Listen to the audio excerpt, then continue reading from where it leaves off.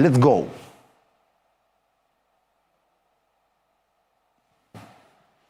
Dhe të provoja shkatësinë e çunit të audios, a do e plasë apo jo pa e lemëruar, por nuk e plasi dot. S'ka faj.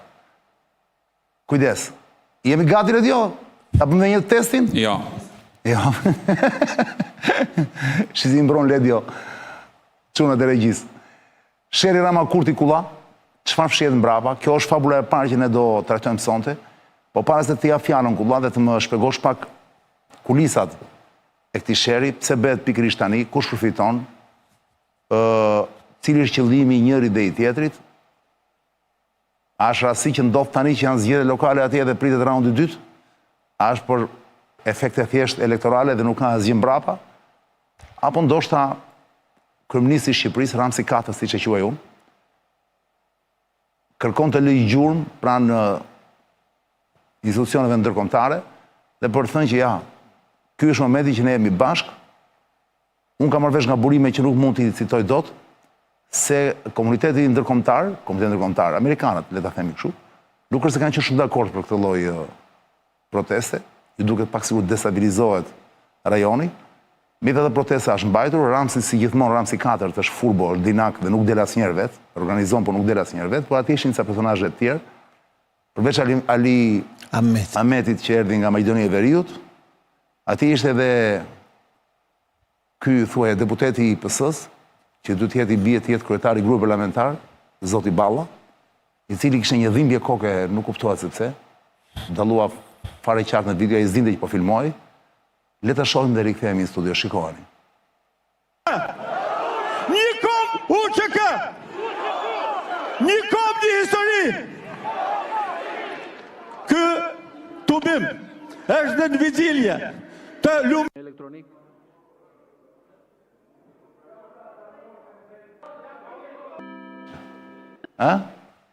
Është më e gjatë normalisht. Thuaj pak Ledios. Se japim prapë, s'ka problem. Japim prapë versionin më të gjatë. Kulla, siç e pede vetë. Ishte Rama aty. Ku ishte? Përparim Rama, kryetari i bashkisë. Përparim Rama është kryetari i kujt bashkie? Prishtinës. Dakor. Që është dhe ngarë. Më pëlqeu batuta. Liria ka emër, nuk e di të fokusoj Ledio apo jo, ke vënë tavolinë. E kam thënë kamerës të fokusoj, domethënë. Kamerës mos i thuaj, i thuaj Ledio se. Ledio na fokuso pak. Ka vënë Kulla një objekt të vogël në ja ku është, Liria ka emër. Kjo është për të thënë Kulla që dhe ti solidarizohesh. Ne solidarizohemi gjithë. Po, unë kam një pyetje. Madje duhet t'i kujtoj njerëzve çan. Që? Se këta s'kan kujtes fare, po ne për këtë jemi. Tani nuk rrim ajo. Po do ta rregullojmë. Që gjatë kohës së krizës të luftës së Kosovës, kur ti ishe kryeredaktori im edhe të luftës maqedonisë të gazeta shqiptare, dhe unë merresha me luftën. Çdo lajm që unë sillja nga lufta, çdo gjë që unë bëja nga lufta e tjerë, madje edhe foton e parë të Ali Ahmetit me që kishim Ali Ahmetin. Po. Atëherë me uniformën UÇK se ke nxjerrë ti në faqet parë. E di. Edhe nuk isha koshient për ato që nxirja. Jo, ke qenë gjithmonë koshient, po e lihet domethënë që jo, nuk isha koshient se nga që nuk isha shumë i updateuar atë. Okej, dakor, po, kështu që se kisha shumë kontakte aty si ty. Megjithatë, ky Balla i duket i shqetësuar, çka ka Kulla? Ku di unë do ketë pas një drejt fort. Dhe ndërkohë në parlament, Kulla? Ose mund të ketë qenë dhe i smur me kështu, me grip, se është një viros qarkullim. Edhe unë kështu kam qenë sot, me gjysmë viros. Më duket se u shpifin ata forcët atje. Se di. Nëse megjithatë ideja është kjo. Edhe këtë flamurje ka marrë Shqipëri-Kosovë, sot, siç është shef. E ke dhe Shqipëri-Kosovë aty sot. Duan këto simbole, Kulla? Po s'to janë me simbole flitet. Të majtë zakonisht i përdorin simbolet shumë, po nejse. Me qëra fjala,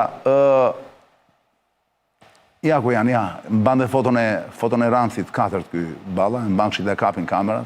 Pra, duket që kjo është... Foton e kujtoti do mban. Normal. Kjo duket një operacion PR-i është, një operacion komunikimi për të shkuar në disa zyra, për të thënë që ja, tani Shqipëria nuk mund ta lejë këtë punë kështu. Po në fakt, çfarë fshihet mbrapa, Kulla? Cila është, si ta kuptojmë këtë? Çfarë fshihet mbrapa kujt? Se më duket fake e gjitha kjo. Po, është deri diku fake, po çfarë fshihet mbrapa kujt?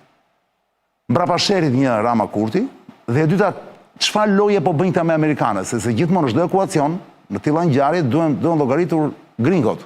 Nëse ne llogarisim gringot bëjnë gabim. S'ke çfarë llogarit. Unë nuk besoj se kjo bëhet një gjë që është jashtë gringove, do t'jetë gringom në lojë. Efekti, po s'ka fare lidhje Çan, efekti i kësaj proteste dhe i protestës së bërë në Prishtinë dhe i protestës së bërë në Hag. Në Hag, po.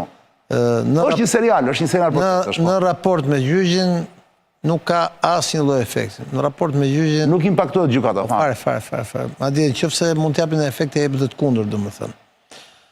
Kështu që nga kjo pikpamje ne kemi një protestë të shoqatës veteranëve të UÇK-s Kosovë, që është një shoqatë organizuar prej kohësh. Janë këta që janë vesh shumë me rrobat e UÇK-s. Po është uniforma kanë bërë uniformën e organizatës së veteranëve, domethënë. Dhe kjo është një organizatë e cila ka qenë gjithmonë aktive në Kosovë, ka qenë gjithmonë më afër një ose dy parti nga këto që kanë dalë nga lufta. Dhe nga kjo pikpamje, efekti në gjykatë dhe në efekti në raport me ata që janë atje brenda është hiç ose asgjë nga kjo pikpamje. Nga pikpamja e imazhit është një imazh i mirë sepse ka një reagim qytetar i njerëzve të cilët ka një lloj vedije kombëtare, po mbi të gjitha njohin edhe luftën në raport me gjykatën speciale e tjerë. Duke qenë që ai gjyq po shkon për nga fundi dhe nga fundi këtij viti, maksimumi fillimin e vitit që vjen, do merret vesh vendimi. Do merret vesh vendimi, pra duhet dhënë vendimi i gjykatës. Tani një sekond, që ta bëjmë bisedë. Të gjithëve ju kujtohet, atyre që konsumojnë këtë punë, sepse shumica nuk do me ditë dhe mire ka, se ka jetën e vetë. Të gjithëve ju kujtohet që në familje Sali Berishës, kryeministër, erdhi fundi, ose të patë një nga arsyet kryesore, sepse erdhi fundi, dhe nuk shte e vetëmja sigurisht, pas një tubimi shumë madhështor që ka bërë Majdorin e Veriut, që se e mbanë mëndë, në vitin 2012, ku foli për Shqipërinë e Madhe, bashkimin kombëtar e tjerë. A ngjason dhe kjo në një kështu më të vogël, sigurisht, me atë të Berishës, pra a është Ramsi në hall, ka një hall Ramsi që organizon gjëra të tilla, nuk është shumë në tipin e tij. E para njerë nuk e ka organizuar Rama dhe po mos e bënte Rama, ata do ta bënin, sepse ishte një gjë planifikuar më përpara. Që këtu ka organizuar Ramsi, kjo dihet. Jo, ai e ka mbështetur dhe ka çuar njerëz dhe vetë, se ndryshe s'do ishte taulanti aty, kupton? Edhe foto e Ramës janë mbante. Okej, dhe kjo gjë nuk ka ashtu. E dyta, me që më kujtove ngjarjen në fjalë, ngjarja në fjalë i ka kushtuar, le të themi, karrierën politike dhe diplomatike ishte ambasadorit tonë në Maqedoni atëherë Arben Çekut, të cilit amerikanët i kërkuan që t'i kërkonte Berishës. Unë po tregoj një gjë që nuk dihet, po mbas kaq vitesh mund ta them me lejen e zotit Çeku. Deklasifikuar, po. Unë e di nga burime tjera, mos harro që unë kam qenë këshilltar i sigurisë kombëtare të presidentit Tobin atë kohë. Po. Dhe i kërkuan që t'i çonte një haber, pra kryeministrit të Shqipërisë, që ishte zoti Berisha, dhe presidenti i Shqipërisë, që ishte zoti Tobi, që të mos përfshiheshin në aktivitet politik në Maqedoni, aq më tepër me karakter nacionalist e tjerë. Dhe kjo gjë nuk ndodhi dhe dikush që duhet ta mbante shënim e mbajti shënim. Po unë nuk besoj që ishte kjo arsye që i kushtoi kokën Berishës. Unë mendoj që arsyeja që i kushtoi pushtetin Berishës ishte fakti që Berisha në 2012, kur u zgjodh presidenti Bujar Nishani ndjes pas, Berisha pati mundësinë që të bënte një president që mos ishte nga partia e vet, dhe ishte momenti që ai mori gjitha bashkë, dhe ai është momenti që Berisha i bashkoi të gjithë kundërshtarët e vet kundra vetes, dhe pastaj në zgjedhjet e 2013-s ne i patëm gjithë kundra Berishës. Po kjo është një analizë tjetër. Nuk jam kundër, unë thash ishte një nga arsyet kryesore, jo e vetmja, sepse sa akumulimi i pushtetit. Vajtja tek nacionalizmi i Berishës dhe tezat e tija të albanofobisë e tjerë, sigurisht që i krijuan një problem më tepër politik në atë kohë, sigurisht. Tani me gjëra fjala, ky Sherri Rama Kurti, pritej në këto kohë, kurse ata kanë ndonjë marrëdhënie. Sherri Rama Kurti është ai seriali turk që ne kemi parë gjithë këto vitet ashtu, në cilën kemi serinë e radhës. Kjo ishte seria e radhës. Pra asgjë për të shënuar, thua ti? Jo, asgjë për të shënuar, dhe mbi të gjitha çështja se të dy kanë thënë nga i të vërtetë. Rama ka thënë që ky ka hallin e zgjedhjeve lokale. Ja, i ka ledhjo, çka thënë vendosja dhe çka ka thënë Kurti. Ja, i nxjerr tani letën në ekran. Ndërkohë vazhdo kullat.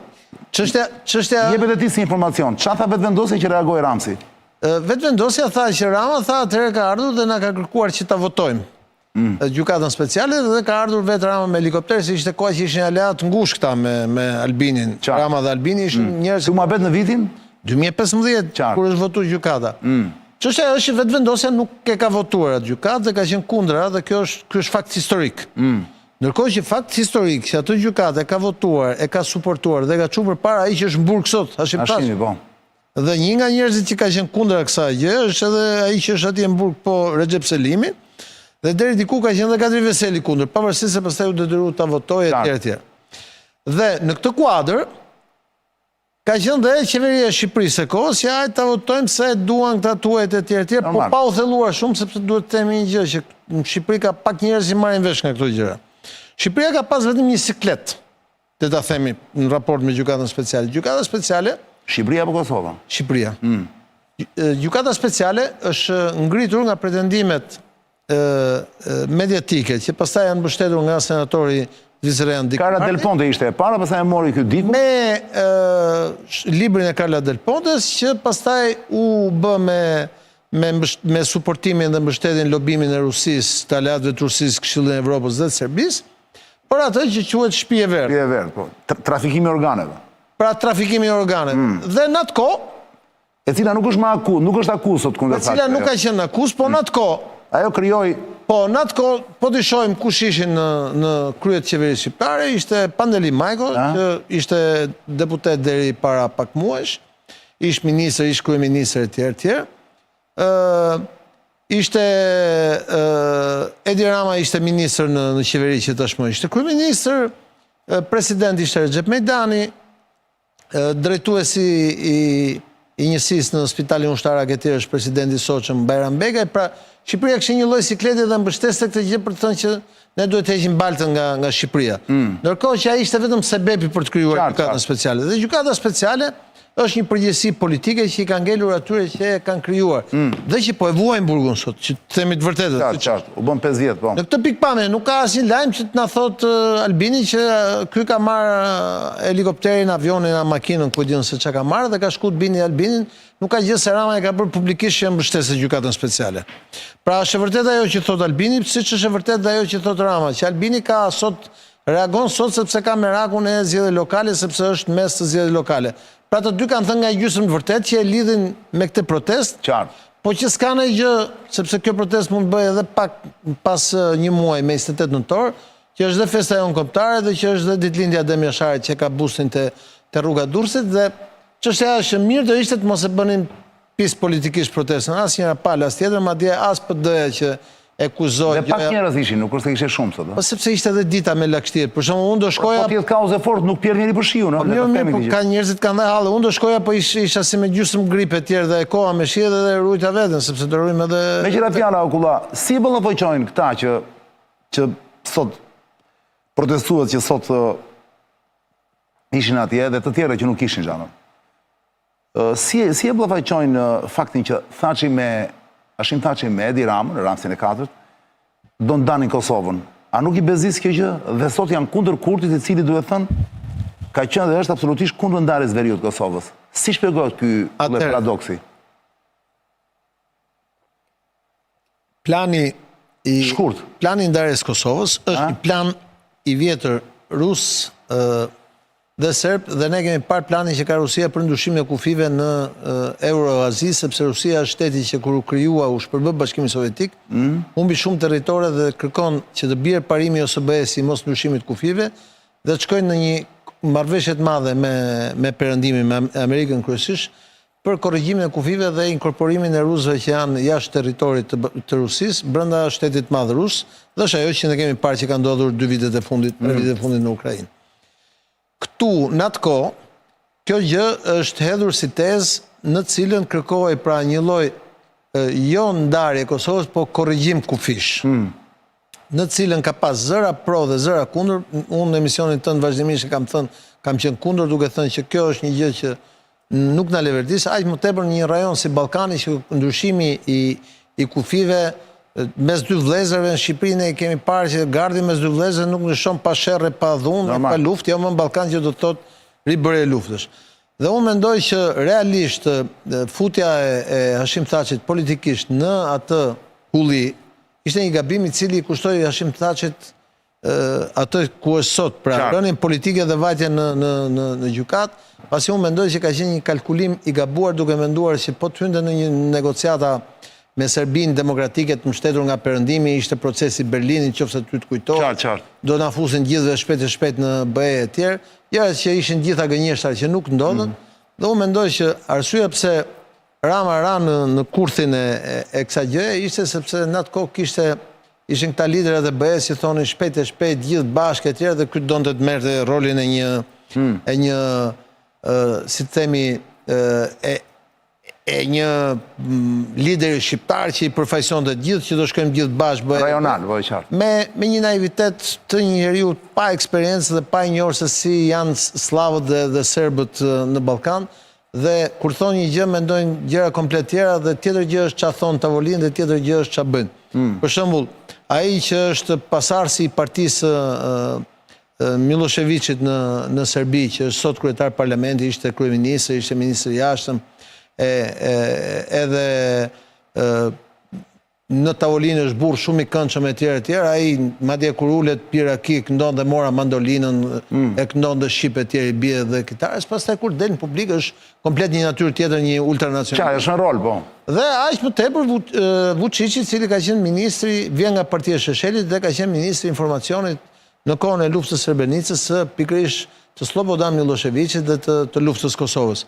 Pra Rama është një tip që gjithë këto gjëra i nënvlerëson dhe i hedh me zero, u afru edhe me ca personazhe të cilët lidhjet e tyre me Serbinë i kanë të vjetra dhe të konsoliduara, dhe arriti pastaj të mbante këto qëndrime të cilat i konsumuan besimin e Ramës, sepse para kësaj Rama ishte një njerëz që kishte besim shumë të lartë në Kosovë. Dhe kjo ishte edhe koha kur ata ishin aleat me Albin Kurtin, deri para 10 vjet, deri para pak kohësh kanë qenë aleat.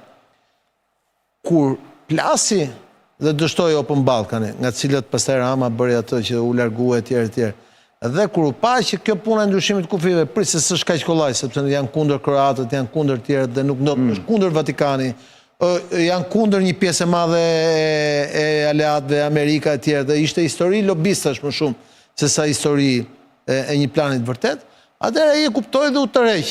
Dhe kjo i konsumoi besueshmërinë, sepse thanë prit se ky është shumë afër Serbisë e tjerë. Dhe tani ka gjetur një mënyrë, jo pak inteligjente, që është kjo e mbështetjes së çështjes këtyre që janë Hagë, protesta e tjerë, për të marrë prapë rolin e një lideri që i bashkohet kauzës kombëtare e tjerë, në mënyrë që të krijojë besueshmërinë e brendshme. Sa do arrit ta bëj këtë, nuk e di, do ta shohim, por në një formë ose një tjetër histori e politikës tonë, mos harrojmë një gjë, që njeriu që ka mbështetur më shumë nga të gjithë UÇK-n në ato vite ka qenë Fatos Nano. E megjithatë, Fatos Nanos do t'i kujtojnë gjithmonë atë kafe me Milošević. Qartë. Sepse dhe Fatos Nanos perëndimorët ja kërkuan. Apo jo? Sigurisht. Mos harrojmë që një njerëz që ka dhënë një kontribut të jashtëzakonshëm për UÇK-n në ato vite të tjera ka qenë Ilir Meta, si kryeministër, si zëvendës kryeministër, si ministër i jashtëm, dhe në Maqedoni dhe në Kosovë. E prap Ilir Meta në ata perëndimorët që ashtu pastaj e shitën dhe është atje ku është me siguri po na ndjek, po përshëndesim.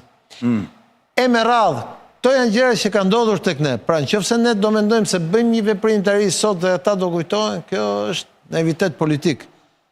Pragmatizmi e do që krijohet një çështje, kalon edhe Sali Berishën e lavdëronin, thonë ky ka dhënë një kontribut për pragmatizëm, mbushtetje e tjerë, dhe pastaj marrin dhe të hedhin. Pra, jemi përballë kësaj panorame. A ka pas njëri që është mbështetur më shumë nga perëndimorët, konkretisht nga amerikanët se Hashim Thaçi? Askush. Mos harroj që Madeleine Albrighti i thoshte ky është djali im në Rambuje, edhe më mbrapa atje. E megjithatë, duke hipur avionit për shku në Amerikë, i thanë ka dalë ky urdhër arresti nga një prokuror amerikan, zbrit çik nga avioni. Se Trump ka qenë president atëherë, mos harroj. Pra, unë mendoj që ne shqiptarët duhet të heqim dorë nga naiviteti në trajtimin e këtyre çështjeve. Ka shumë gjëra që nuk duhen diskutuar në televizor, por duhen diskutuar në tavolinë dhe s'ka nevojë të marrin vesh njerëzit nga jashtë. Dhe duhet të heqim dorë mbi të gjitha nga ajo që unë e quaj jo profesionalizëm politik, sepse në politik gjërat bëhen, nuk thuhen. Kulla, cili është roli Merkelit në arrestimin e Thaçit? Sepse duke se sekret publik, po asnjë nuk është sqaruar tamam. Ta kanë qenë gjithë shto ujë, shto miell. Njëri futet më shumë, tjetri zhytet më shumë. Njëri futet më shumë, tjetri zhytet më shumë. sepse gjithë kjo lind me krijimin e gjykatës speciale. Unë kam qenë kundër krijimit të gjykatës speciale, madje një herë me mikun ton Hashimin, unë kam bërë fjalë në Prishtinë për këtë gjë. Më tha mos i fut hundët te punët e Kosovës, unë kam thënë, po bën një gjë ku sherrin më të madh do t'ja shohësh vetë. Po kush e donte arrestimin e Thaçit pra? Të gjithë më bashkë e donin këta, se nuk e se donin arrestimin e Thaçit, këta donin, duke qenë që u bë pis Serbia dhe vdiq presidenti i Serbisë në burg, Milutinovici dhe ai kishte qenë presidenti i Serbisë, shkoi në Hag, u arrestua dhe ai vdiq, pra u ashtu këta donin kompensimin. Okej. Dhe kompensimi ku ishte? Le të shkojmë pak 2 minuta në thelbin e problemit, Gulla. Ti po dishtos. A janë vrarë vërtet shqiptar, se serb, po, janë vërtet, a ka vrarë UÇK-ja vërtet shqiptar, vlla, dhe për të po gjykoja Thaçi sot, pra për te lërave dhe intrigave politika dhe brylave dhe futive që bën atje. Realisht, vlla, gjë që nuk e thon këtu në Shqipëri, se po ta thon duke sigur nuk janë patriot. A janë vrarë vërtet shqiptar dhe a ka denoncime, dëshmi për prasin e tyre? Do ta jap unë ty. Dhe pse kjo është tabu të thuhet? Do ta jap unë ty përgjigje. Do ta jap me detaje përgjigje. E para, të gjitha dosjet janë çuar atje, janë dosjet të krijuar nga UDB-ja, nga Shërbimi Sekret Serb. Ti thua nuk ka si vrasje shqiptari gjithë kohë? Edhe nëse ka pas një vrasje shqiptari, ata janë shqiptarë që kanë merituar se kanë qenë bashkëpunëtorë të Serbisë gjatë luftës. Kjo është bërë dhe pas luftës, Kulla, shumë. Ajo gjykat përfundon në 99, nuk ka më UÇK.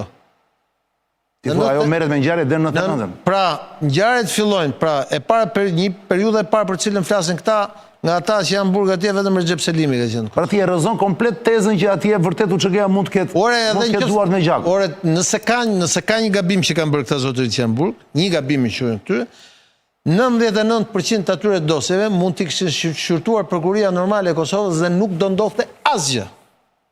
Nuk ka lyer UÇK-ja duart me... Ore, janë shqiptarë që ka denoncuar më, që kanë dëshmi. Ore, se unë jam dëshmitar i asaj kohe, kam jetuar në Kosovë gjatë asaj kohe, mirë ngjarjen. Jam nga pak njohës të mirë të historisë UÇK-s. Do vi kohë do shkruajnë dhe historitë. Nuk ka bërë UÇK-ja. UÇK-ja, bazat e UÇK-s ishin shtëpitë e shqiptarëve. Edhe nëse ka pas ngjarje të atyre që kanë qenë të lidhur drejt për drejt, o me Partinë Socialiste të Miloševićit, Shqiptar, si baba i këtij që u arrestu për spionazh tani në Kosovë, edhe ky vet, o kanë qenë të lidhur me Shërbimin Sekret të Serbisë, o me ushtrimin Serbisë, o me Partinë Radikale. Nuk ka pas shqiptar që kanë qenë shqiptar, të cilët i kanë thënë vetes shqiptar, qofshin këta edhe me LDK-n. Se ky Krasniqi që është në burg, Jakupi, me LDK-n ka qenë kryetari i LDK-s për Dernisën ky. Nuk ka pas shqiptar. Madje ka qenë shqiptar katolik që kanë qenë aty me UÇK-n. Ky që u dënu pak më përpara, ky Pjetri, si oficeri i UÇK-s për krime lufte, dhe ky katolik është ky. Nuk ka patur. Ato ngjarje për cilat flasin ata fillojnë pas 99-s. Po pas 99-s, unë kam jetuar në Kosovë gjithë asaj kohe, ka pas një periudhë e cila ka qenë tërësisht jashtë kontrollit. Të ndërpres pak. Unë ftoj këtë do të më thotë një zonë nën kontrollin e UÇK-s, pra në ato zonat që mbanin ata, në të cilën ka ndodhur që gjatë asaj kohe të ketë ndodhur që të jetë përdhunuar ose të jetë dhunuar një familje shqiptare ose një familje serbe. Ama në luft, bashkëpunëtori me armikun dhe ai që të vret quhet armik. Luftë shërimtare ka qenë ajo. Një pyetje të fundit. Po. Po ti ishte kështu si thua ti. Kjo është e vërteta që njoh unë çam. Edhe mund të jetë, po unë e detyruar të shoh dhe anën tjetër të medaljes. Sigurisht. Ta ngrës si pyetje. Sigurisht. Pse atëherë Hashim Thaçi bashkë me ata të tjerë që janë aty, Kadri Veseli dhe ata dy të tjerë, pse kanë kaq kohë që në Hag mbrojtja, themeli i mbrojtjes tyre, dakord me zë dhe me figurë, është ne nuk kemi qenë komandantë të UÇK-s. Sa thonë ata? Dhe ne s'kemi pas të kontroll absolutisht asnjë nga njerëzit nuk e bërë krime. Sepse kjo kulla tregon, sepse është tërësisht vërtet, çan? Fal, një sekondë. Po kjo rozon këtë tezën tjetër pra. Po prit më ta them unë pse? Pra, vrasjet nuk janë shpikur nga UDB-ja. Vrasjet kanë qenë. Unë nuk thash që UDB-ja e shpiku. UDB-ja mori, kishte dosjet e veta dhe i bënte. Prit më ta them unë pse, a më bëri pyetje. Ta them unë, po, është e vërtet. Unë e kam thënë gjithmonë, e ka qenë një nga arsyet e sherrën me Hashim Thaçin të mijat. Unë e kam thënë gjithmonë, ky s'ka qenë ndonjëherë komandanti i UÇK-s. E sa juan këta që bën libra të tjerë. Nuk ka qenë Thaçi komandanti i UÇK-s? Jo, ka qenë përfaqësuesi politik në Rambuje. Po kush ka qenë komandanti i UÇK-s? komandanti UÇK-s ka qenë Azem Sylla. Ku është ai sot, ku është? Azem Sylla është Kosovë. Se ka ngacmuar njëri. Jo, pati edhe ai një hetim vetën e tij për ngjarje pas luftës së tjerë. Komandanti i përgjithshëm i UÇK-s, madje ka shkuar në Rambujes si komandanti i UÇK-s. UÇK-ja ka pas zonat, komandantët e zonave kanë qenë autonom. Si puna e SPAK-ut. Do t'i them me emër komandant e zonat. Prokurorët janë autonom. Do t'i them me emër komandant e zonat. Jo, nuk më duan, jo. Ti them Ramush Hajdini ka qenë komandant. Mi dakord, ato po. Tani, çështja është që Recep Selimi ka qenë në grupin e parë të UÇK-s në Drenicë, por nuk ka qenë komandant i UÇK-s, ka qenë kur u krijua shtabi i përgjithshëm pas 99-s, ka qenë inspektori që këta dërguan në shtab përgjithshëm e tjerë. Kadri Veseli ka qenë i ngarkuari i njërësisë së inteligjencës. Pale Jakupi që s'ka qenë fare, se Jakupi ishte mësues, ishte intelektual edhe i dhanë këta një rol, i thanë që ti je zëdhënës i UÇK-s, kur u munduan të japin një fytyrë e tjerë.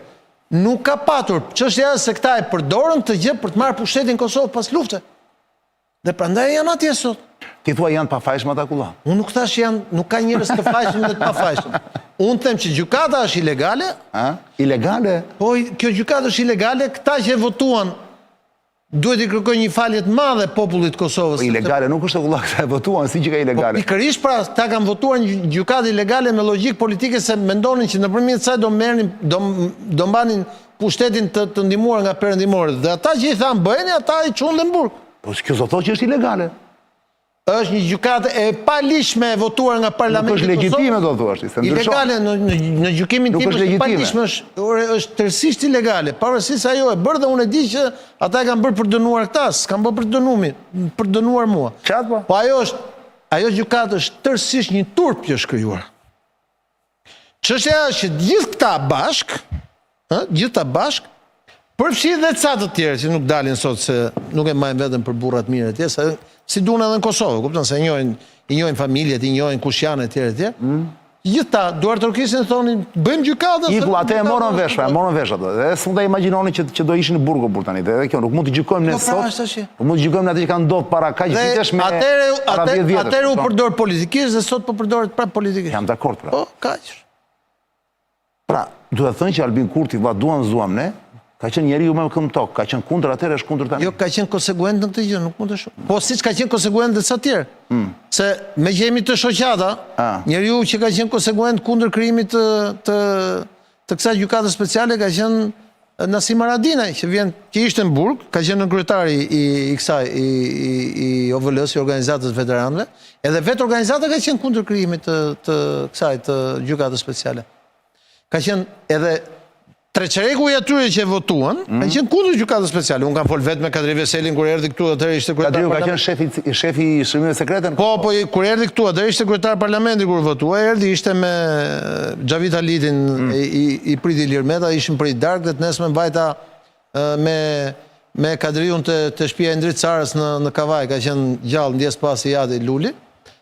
Lulzim Cara, dhe kemi folur për këtë gjë dhe Kadriu më ka thënë duket se ja kputëm kot valla, nuk duhet ta bënim këtë, po. Tani çështja është që kjo gjë është bërë, nuk zhbëhet më. Si çfarë më shkruan Skifteri? Si çfarë personazhi i filma, shikon shi. Po. Do të jetë nga Kosova. Shumë simpatik, po. Skifteri më shkruan. Nuk e njohun fare, po thjesht i pash foton këtu dhe më tregova se më pëlqeu me këtë qelesh. Përshëndetje Çani, komandanti i përgjithshëm, Quhet Plis. Plis. Përshëndetje Çani, komandanti i përgjithshëm i UÇK-s ishte Bislim Zyrapi, askush tjetër. Jo, ishte shefi shtabit Bislimi dhe pas Bislimit u bë pastaj Agim Çeku. Dhe Bislimi është miku një nga miqtë e mi të ngushtë, by the way, domethënë, është shumë burr i Zotit dhe njeri që ka dhënë shumë kontribut në luftën e Kosovës, por edhe në luftën e Bosnjës. Është heroi i dy luftrave, i luftës së Bosnjës dhe i luftës së Kosovës. Me një fjali ma thuhet vetëm. Erdhëm Ledio. Mora vesh nga burime, nga ca burime të mia që ta themi. Po thuje më. Mora vesh nga ca burime të mia kulla. Ne për këtë punë jemi për ta thënë. Mora vesh që të dielën. Pas nesër. Mora vesh do parakalojnë në Tiranë, të sheshi. Atje ku bë protesta sot kundër gjykatës dhe për lirimin e Thashit, do parakalojnë gjyqtar dhe ndihmës gjyqtar, më tham, të Hagës, me një t-shirt ku do shkruhet parulla la legge è uguale per tutti. Ai që të ka nisë, ka gjetur momentin më të keq për të bërë humor. Pse? Pse është, dhe ishte bukur shumë. Por ata i zinë italisht, ligji është njësoj për të gjithë. La legge è uguale per tutti. Ai që ta ka nisur ka bërë gabimin Pse? më të madh sepse s'është dita për të bërë humor, sa ata shkretët janë burge, kupton? E familjet e tyre po vuajnë, po. Sa tjerë po e përdorin politikisht, sa tjerë... Të dyja palët po e përdorin politikisht, dhe PD-ja dhe PS-ja. Ti tani më detyron të them, dakor, për la vida continua. Po sigurisht la vida continua. Të përgjeo kjo? Edhe për mua dhe për ty. La vida continua. Po sigurisht. E, të lutem, të lutem që janë që i letës të të japë i kullët të knaqet shumë. Thjesht atë muzikën të dëgjoj me audio, se është perl. Para së të ikit të bëjë, la vida continua. Jetë të vazhdojnë pra, e do busjeshin pak. Normal. Dëgjoj, Kullam, e me gjitha të, unë them që nuk është ka i bardezi këtë punë. Sigurisht, asgjë s'është bardezi, ka ato gjyrat mes. Do vazhdojnë. Jo, dua të them që, përveç se ti thua janë të instrumentalizuar nga UDB-ja, ato unë them që ato dëshmitë atyre, dëshmitarët, të cilët ne nuk i njohim, se janë mbajtur shumë janë mbartur të siguruar. Ore edhe i njohim, unë i ditë sa, po si them se ata të vinë të arrestojnë. Jo, nuk thuet. Të lutem, mos e bëhet gjë. Ne do bëjmë një pauzë vogël kulla, do rikthehemi dhe vazhdojmë edhe pak me këtë çështje, sepse është çështje shumë interesante, jo, shumë interesante. Dakor.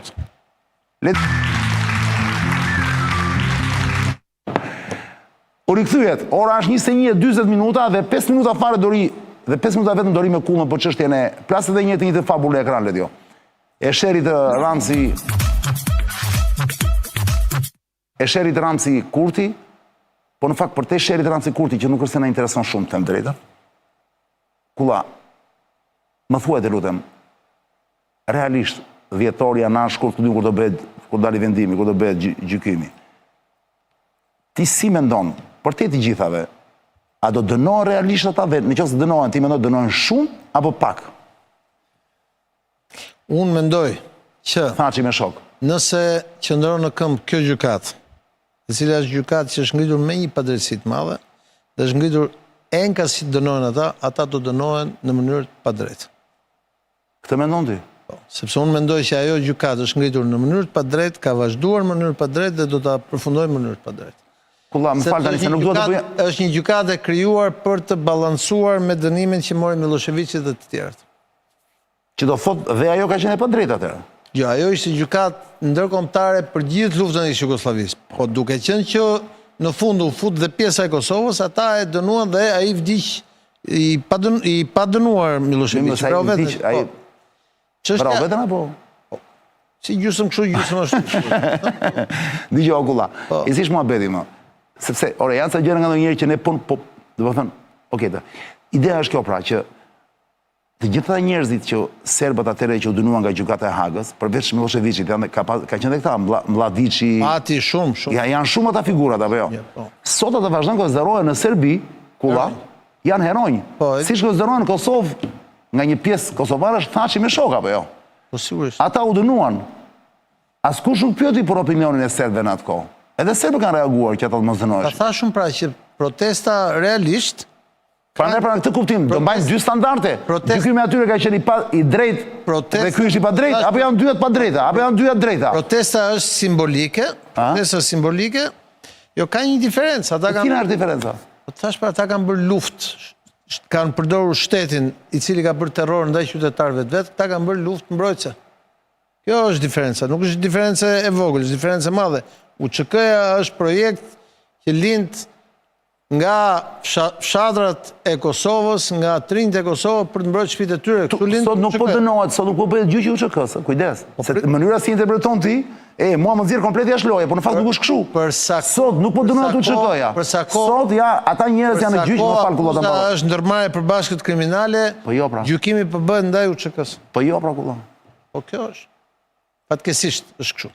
Sot ata në qoftë dënohen kulla, pavarësisht se ti do ta veshësh me një tis. Është akuza më burr ndërmarrje për bashkët kriminale, se janë me grupi organizuar kriminal. Po pra, kjo është akuza, po këta kanë qenë leadershipi, cilit këta i kanë thënë që leadershipi është organizim kriminal. Nëse leadershipi është organizim kriminal, ata duhen të bëjnë pjesë UÇK-n, shumë e thjeshtë. Ky është qëllimi thuati. Po sigurisht, nga fillimi ky ka qenë qëllimi. Dhe këta me naivitetin dhe budallikun e tyre ka lënë këtë gjykatë speciale. Ajo gjykat nuk do bëj kur në KB, kur s'do kështë konsensus amerikano-rus për të punë. Kur. Ta e bënë edhe mirë pafshim jemi këtu ku jemi. Kjo është e vërteta. E hidhur, po kjo është e vërteta. Dhe sa merë thaçi të voti? Nuk e dis, nuk du të bëj unë augurin e keqës. Unë di që këta, në qofse ajo është krijuar në mënyrë pa drejt, është krijuar në mënyrë pa drejt dhe unë mendoj që do ta mbyll në mënyrë pa drejt. Ore, familjarët që kanë bërë dëshmi për vrasjen e 182 shqiptarëve vëlla, janë fake apo ekzistojnë sot në Kosovë? Këtë më thuaj ti mua valla, pse mos i themi gjërat ato kulla? Janë ngjarjet janë rast pas rasti dhe po deshe ti bëjmë një emision vetëm radhës tjetër e bëjmë, vetëm për gjykatën dhe unë do të sjell ty rast pas rasti. Ky rast, ai rast, dhe ç'lidhje kanë me këta njerëz apo me njerëz të tjerë. Çështja është që këta nuk po gjykohen për dosje për dosje të veçanta po gjykohen. Veçanta, këta po gjykohen për ndërmarrje të përbashkët kriminale. Kjo është akuzat në tyre.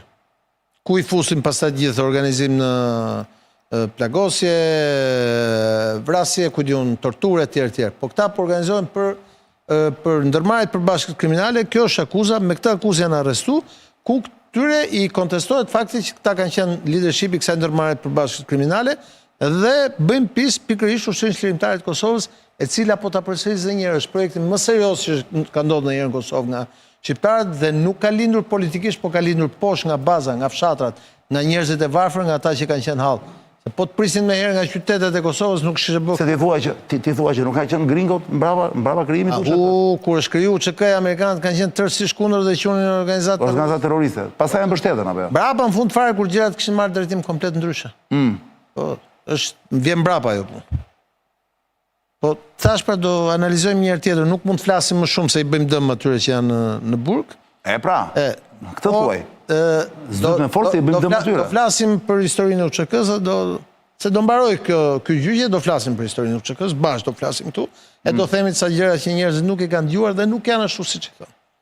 Ora, unë asë vend dyshim që këta të katët që janë në burg sot, për qenë korrekt dhe me ata që na shohin kulla, edhe të ndeshën deri në fund.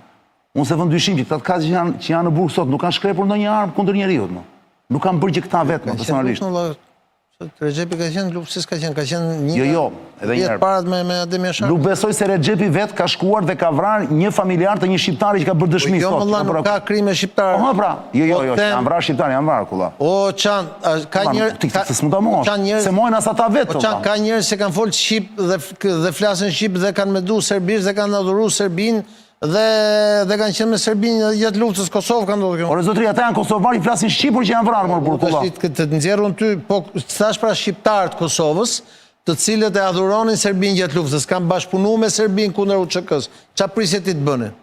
Për këtë arsye janë vrarë thotë. Po se ata kanë marrë armët, një pjesë e tyre kanë qenë me Serbinë, kanë qenë politikisht, më tash babai i këtij, Zahir Pajaziti e ka vrarë babain e këtij, që u arrestu për spionazh javës tjetër që shkoi në Kosovë. Po, e dëgjova po. Ka qenë kryetari i Partisë Socialiste të Serbisë, kryetari për Kosovën, kryetari i Partisë.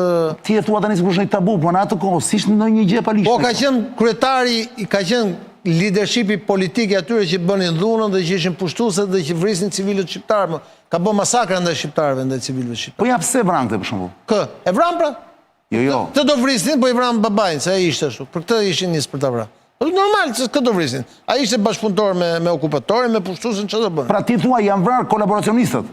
Ore, çështja është që mbaroi lufta më parë, se duhet të kishin marrë punë dhe me ca tjerë do ishte më mirë situata. Tani po çfarë të bëjmë? Mos është pak e rëndë kjo sapo the apo?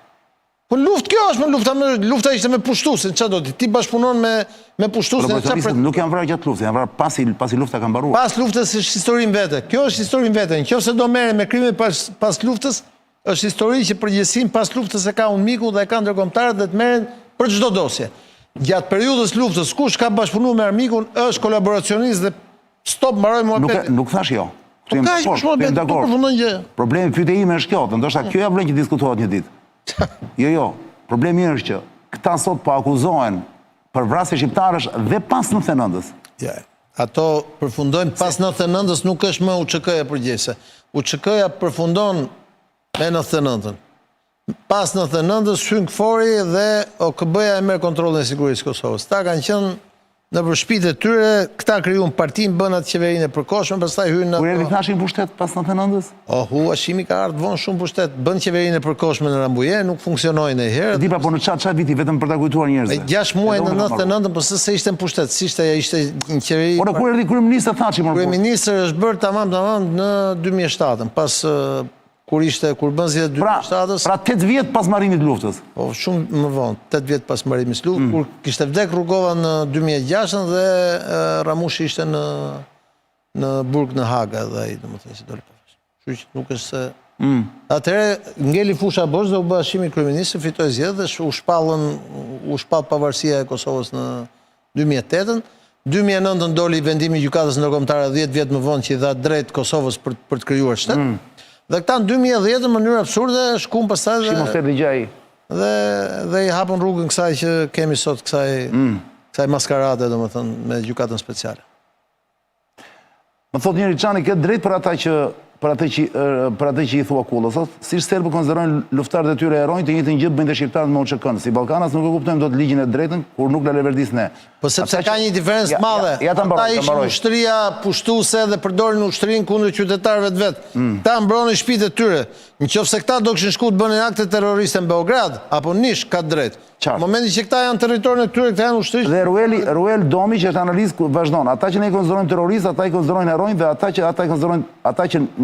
i konsiderojnë terroristë, ne i quajmë heronj. Është Ballkan e Sapi dhe thuaj që hetimin ndaj këtyre të katërve shtrihet dhe për akti i pasojnë luftën e Kosovës. Ajo është histori në vetë, por nuk ka pse të merret me UÇK-n, sepse ka përfunduar se ekzistuar UÇK-ja.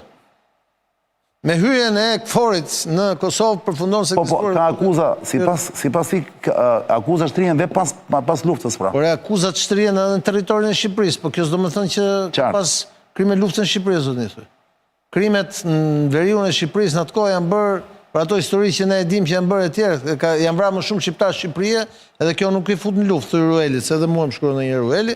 Njeh Ruelin. Po çështja është që ne po flasim për UÇK-n dhe për leadershipin e UÇK-s. UÇK-ja dhe leadershipi i UÇK-s përfundon me hyrjen e KFOR-it aty dhe përfundon lufta. Landi, një miku im më shkruan zgjidhja më e mirë për të shpëtuar ky vend te Kosova është të bëhemi shteti 52 dhe i 53 i Amerikës.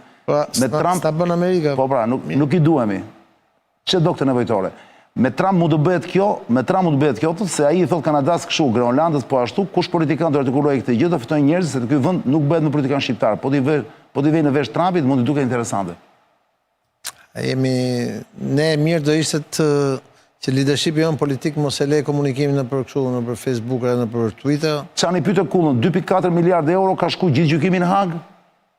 Nuk e di saktësisht ka shku shumë. Të e di që janë shumë para. Këta që janë në burg sot, për ty janë këto mesazhe. Këta që janë në burg po dënohen nga europianët se donin të shkëmbenin trojet me serbët sipas planit të Trump. Europa është kundër, qeveria e Trump duhet të nxjerrë nga burgu. Jo, për të kuptuar pak perceptimin popullor. Perceptimi popullor është ky, unë kam gjithë dhe shpesh të muhabet, por mos harroj që presidenti Thaçi u zbrit nga avioni si president teksa shkonte në Amerikë dhe u firmos një urdhër nga një prokuror amerikan, jo prokuror evropian. Ku ishte në Frankfurt, duket ishte Thaçi? Po, nga një prokuror amerikan, jo prokuror evropian, në momentin që presidenti ishte Donald Trump. To janë faktet historike, nuk qartë. Kështu që mos më thuaj mua që e mori vesh Donald Trump që ishte presidenti i Amerikës që e donin europianët, ndërkohë që po shkon. Ishte përgjegjësi totalisht e atyre Jack Smithit, i cili ishte prokuror amerikan dhe merri me këtë punë, dhe kishte shumë njerëz në Amerikë edhe në kabinetin e Trumpit që e dinin që do ndodhte kjo punë dhe kjo ishte edhe arsye pse Hashimi u kthy mbrapa dhe dha dorëheqje dhe shkoi në Hag. Misteri i kësaj fabule vazhdon, zonë zotin, por ne të kalojmë te fabula tjetër, plasë Ledio.